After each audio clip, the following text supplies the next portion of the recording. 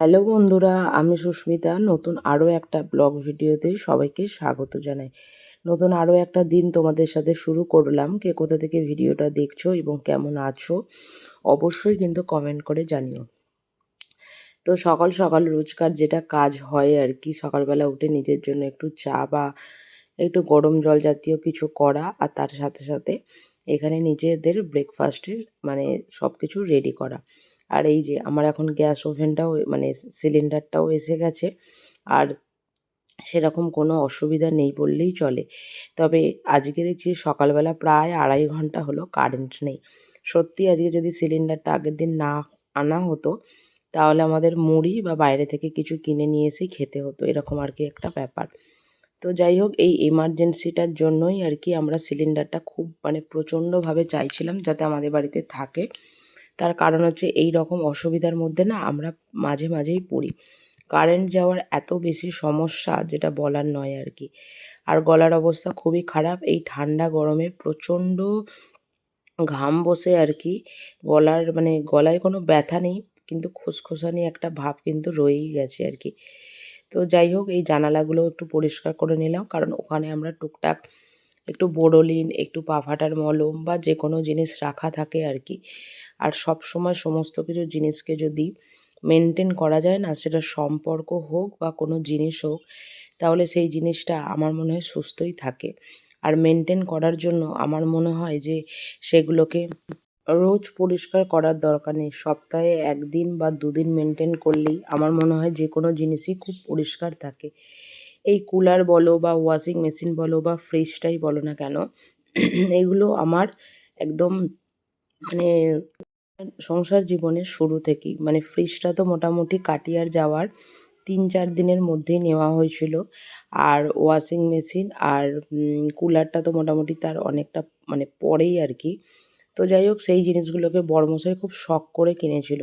এক প্রকার আমাদের মানে ঘরে ওয়াশিং মেশিন বা কুলার এগুলো তো হচ্ছে খুব শখ করেই কেনা থাকে। তো সেই কারণের জন্য আমি এই জিনিসগুলোকে না খুব ভালোভাবে মেনটেন করি। আর যেদিন প্রথমবার এই বাড়িটাতে এসেছিলাম, এই যে ব্ল্যাক জায়গাটা দেখছেন র্যাক টাইপের, এখানটা পুরোপুরিভাবে রঙে ভর্তি ছিল, মানে সেটাকে ঘষে পরিষ্কার করা। আর এই যে এখন এই স্টিলের কল হলে না আমার ভীষণ ভালো লাগে।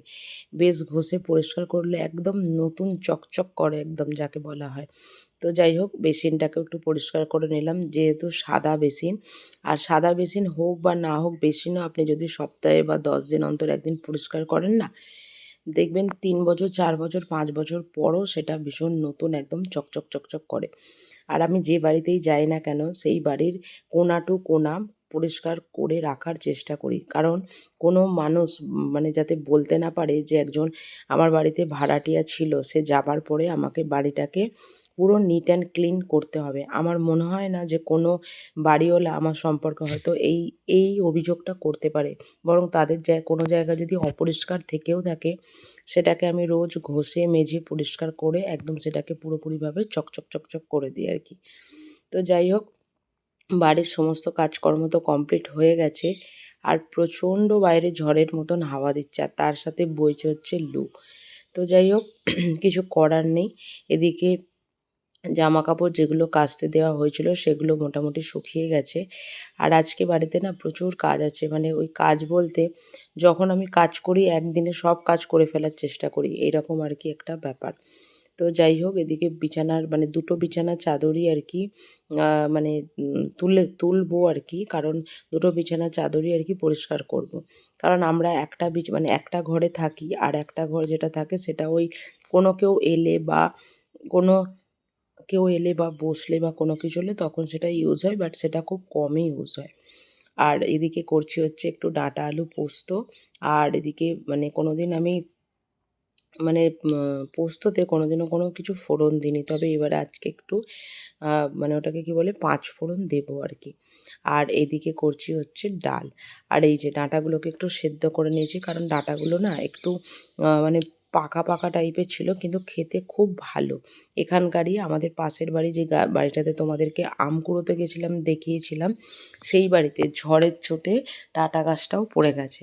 তো ডাঁটা গাছটা যাই হোক আমরা দেখিনি, তো বাড়িওয়ালা এসে আমাদেরকে ডেকে প্রচুর ডাঁটা দিয়েছিল। আর এদিকে শিলের মধ্যে একটু পোস্ত আর কাঁচা লঙ্কা বেটে নিচ্ছি। আর তার সাথে করব হচ্ছে মাছের ঝাল। আজকে হচ্ছে রান্নাবান্নার মানে রান্নাবান্নার প্রস্তুতি এইটুকুনি। ওই টকের ডাল, মাছের ঝাল আর আলু পোস্ত। আর সবথেকে বড় কথা, এই আলু পোস্ত, টকের ডাল আমার বরমশাইয়েরও যেমন খুব প্রিয় একটা খাবার। আমার মনে হয় বাঙালিদের মধ্যে অনেকেরই এই খাবারটা হচ্ছে খুব প্রিয় একটা খাবারের মধ্যে মানে একটা অন্যতম একটা জিনিস আর কি। তো যাই হোক, রান্নাবান্না এদিকে আমার কমপ্লিট হয়ে গেছে।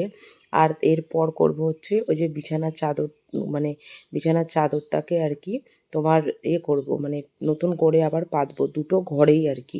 সেই এসে থেকে পাতা ছিল, তারপর থেকে আর চেঞ্জ করা সেইভাবে কিছু হয়ে ওঠেনি। তো সেই কারণের জন্য এই যে রান্না বান্না কমপ্লিট হয়ে গেছে। এবার এসেছি দুটো ঘরের বিছানা পাল্টাতে। তারপরে কিছু ফুলের মানে প্লাস্টিক মানে ঘর ডেকোরের জন্য ফুল এসেছিলো, সেইগুলোকে সুন্দর করে সাজানো। তারপরে হচ্ছে তোমাদের ছোটো ছোটো ফুলের মানে প্লাস্টিকেরই টব মতন কিনেছিলাম, সেগুলো এসেছে, সেগুলোকে একটু খুলে দেখব।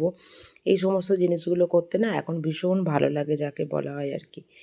তো চলো, এ ঘরের বিছানাটা তো মোটামুটি আমার গোছানো হয়ে গেছে, বালিশের কভারটা পরিয়ে নেব।